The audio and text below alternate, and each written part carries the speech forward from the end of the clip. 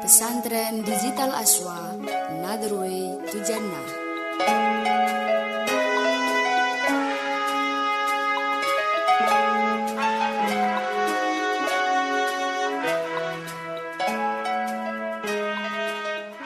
Assalamualaikum warahmatullahi wabarakatuh. Bismillahirrahmanirrahim. Alhamdulillahi rabbil alamin. Wassalatu wassalamu ala sayyidina Muhammadin wa ala alihi wa ashabihi ajma'in, amma ba'd. Santri digital yang berbahagia, mari kita awali bersama pertemuan kita kali ini dengan membaca Ummul Kitab. Semoga ilmu yang kita dapatkan menjadi ilmu yang manfaat dan berkah. Amin Allahumma amin. Ila hadrati Nabi Mustafa Muhammadin sallallahu alaihi wasallam, ila hadrati jami'il musannifin wal mu'allifin, wa nahusu khususan mu'allif hadzal kitab Syekh Zainuddin bin Abdul Aziz bin Zainuddin Al-Malibari, ila hadrati jami'i syekhina wa masyayikhi syekhina, ila hadrati Simbah Kiai Khuduri, Simbah Abdurrahman Khuduri, Simbah Ahmad Muhammad Khuduri. Syai'ulillahi lahumul Fatihah. A'udzu billahi minasyaitonir rajim. Bismillahirrahmanirrahim. Alhamdulillahi rabbil alamin. Arrahmanir rahim. Maliki yaumiddin. Iyyaka na'budu wa iyyaka nasta'in. Ihdinas shiratal mustaqim. Shiratal ladzina an'amta 'alaihim ghairil maghdubi 'alaihim waladdallin. Amin. Bismillahirrahmanirrahim. Santri digital yang berbahagia, sebelum kita lanjutkan pembahasan dari kitab Qurratul Ain bi Muhammadiddin, dalam kitab Fathul Mu'in dan juga kitab I'anatut Thalibin, setelah bahasan tentang syaratnya wudu, rukun wudu, dan juga perkara yang membatalkan wudu, di sini dijelaskan ada khotimatun yahrumu bil hadas, yaitu hal-hal yang diharamkan sebab hadas. Ini perlu kita sampaikan karena menjadi penting ketika orang tidak mempunyai wudu. Orang yang berhadas ini mempunyai satu ketentuan-ketentuan perkara yang diharamkan. Dan perkara yang diharamkan sebab berhadas ini, yang pertama adalah melakukan sholat, baik sholat fardu atau sholat sunat. Yang kedua tawaf. Yang ketiga sujud, baik sujud dalam sholat, ini jelas, dan juga sujud tilawah atau sujud syukur. Jadi orang sujud syukur itu harus mempunyai wudu. Ini banyak yang salah memahami bahwa sujud syukur ini bisa dilakukan tanpa berwudu. Jadi ketika orang melakukan sujud syukur, karena sujud syukur itu dimulai dengan takbir dan diakhiri dengan salam. Orang melakukan sujud syukur itu diawali dengan takbir dahulu, kemudian sujud, setelah itu salam. Sedangkan yang kita lihat, kadang ada orang pulang haji, turun dari pesawat, tahu-tahu langsung sujud umpamanya. Itu mungkin orang tersebut bisa juga sujud syukur, atau orang tersebut hanya bersujud saja dan bukan diistilahkan di sini sujud syukur. Jadi cuman mengucapkan terima kasih atau bersyukur dengan bentuk bersujud, tetapi itu bukan sujud syukur. Tapi juga perlu dipahami bahwa orang bersyukur dengan model atau gaya seperti orang sujud itu sebetulnya tidak boleh menurut aturan agama. Yang berikutnya adalah membawa mushaf. Membawa mushaf atau Al-Quran dan benda yang ditulisi Al-Quran dengan tujuan untuk dirasa, atau bahasa Jawanya deres. Jadi kalau ada benda yang ditulisi Al-Quran untuk tujuan deres, walaupun cuma beberapa ayat, itu juga tidak boleh kita sentuh. Contohnya umpamanya menulis di papan tulis atau menulis di kertas.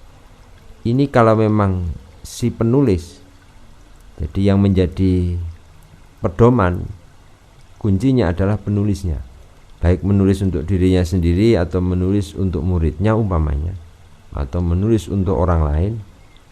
Ketika niatnya untuk dirosah, untuk deres, maka benda tersebut tidak boleh kita sentuh.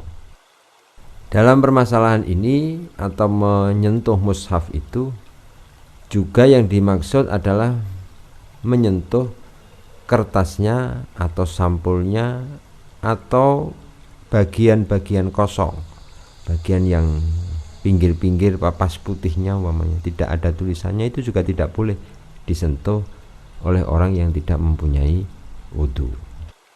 Tidak diharamkan membuka lembaran mushaf dengan menggunakan kayu, dengan syarat lembaran tersebut tidak terlepas dari kayunya. Maksudnya dalam membuka itu kayunya ditempelin terus digeser, bukan dengan cara diangkat kertasnya. Juga tidak haram ketika kita membawa mushaf yang dalam mushaf itu ada tafsirnya, dengan syarat jumlah huruf tafsir Al-Quran itu melebihi dari jumlah hurufnya Al-Quran. Jadi kalau tafsirnya sangat singkat, banyak Qurannya, itu tidak boleh. Dan yang dimaksud di sini adalah tafsir, bukan terjemahan dari mushaf. Anak-anak kecil yang belum tamyiz, anak-anak yang masih kecil dan berhadas atau tidak mempunyai wudu, ini diperbolehkan menyentuh Al-Quran. Maksudnya bagi orang tua tidak boleh melarang anaknya menyentuh untuk kebutuhan umpamanya belajar, ngaji, itu tidak apa-apa. Begitu pula kebutuhan bagi proses pembelajaran, umpamanya membawa ke tempat belajar supaya gurunya bisa mengajari, itu tidak apa-apa. Dan di sini juga diterangkan bahwa menulis Al-Quran itu diharamkan dengan selain huruf Arab. Jadi lafadz Al-Quran ditulis dengan huruf selain Arab itu tidak boleh. Haram pula meletakkan sejenis uang dirham atau uang di bagian-bagian di antara lembaran-lembaran mushaf dan juga di lembaran-lembaran kitab yang berupa ilmu-ilmu syariat. Diharamkan juga menyobek mushaf tanpa tujuan dan haram menelan barang yang bertuliskan mushaf. Tapi kalau meminum air leburan dari tulisan mushaf itu tidak diharamkan. Dan dalam pembahasan ini juga disebutkan keharaman bagi orang yang janabah, orang yang junub.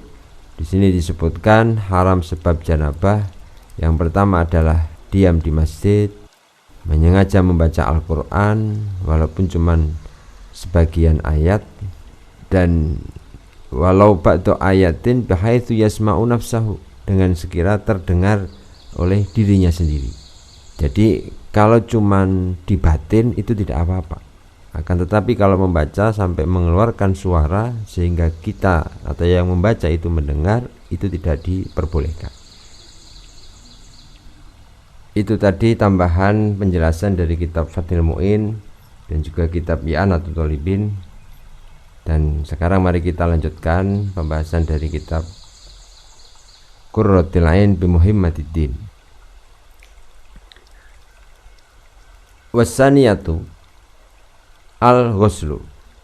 Wasaniyatu utawi kang kaping pindho iku al-ghuslu adus.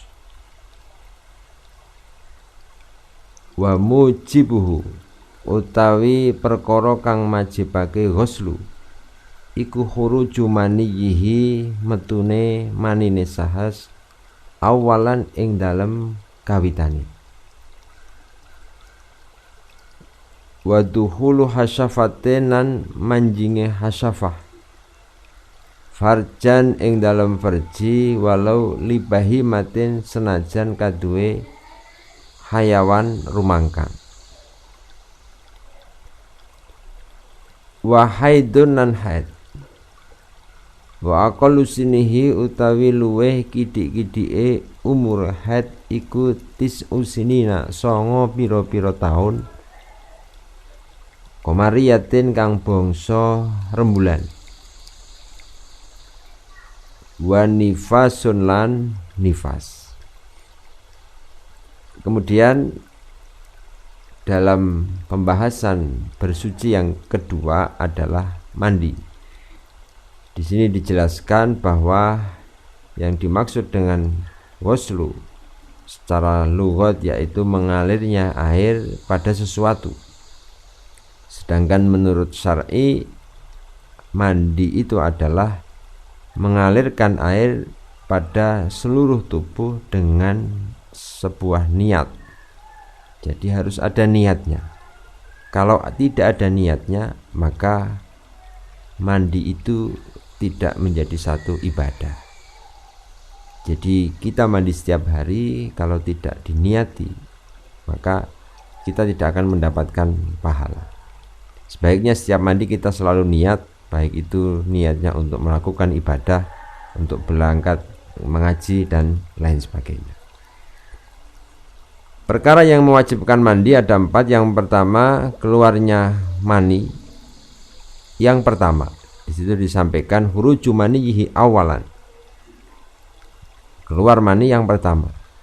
Dan mani itu bisa diketahui dari beberapa ciri-ciri yang ada 3. Yang pertama, merasakan nikmat saat keluarnya mani, atau keluar dengan tadafuk, putus-putus, au rohi ajinin, atau baunya seperti bau roti yang basah atau seperti putihnya telur. Itu ciri-cirinya mani. Kalau tidak seperti itu, mungkin yang keluar bukan mani tapi madi.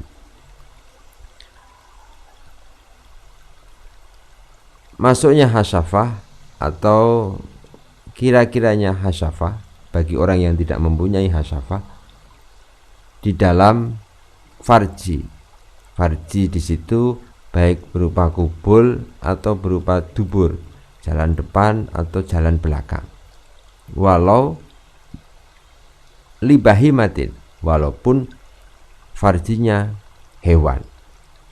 Di sini dicontohkan kasamakatin au mayitin, seperti ikan atau mayit atau mungkin hayawan yang lain. Jadi masuknya zakar dalam farji itu maknanya lubang, baik itu lubang depan atau belakang, baik itu milik manusia atau milik hewan, itu tetap mewajibkan mandi. Dan yang perlu diketahui adalah hasyafah itu ra'sul zakar.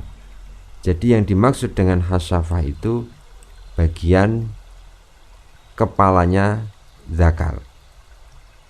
Jadi selebihnya itu namanya bukan hasyafah, tapi itu batang zakar. Ini perlu dipahami. Jadi masuknya zakar walaupun hanya topinya saja, topi wajahnya, itu sudah mewajibkan mandi. Dan yang ketiga adalah haid. Orang yang haid juga harus mandi.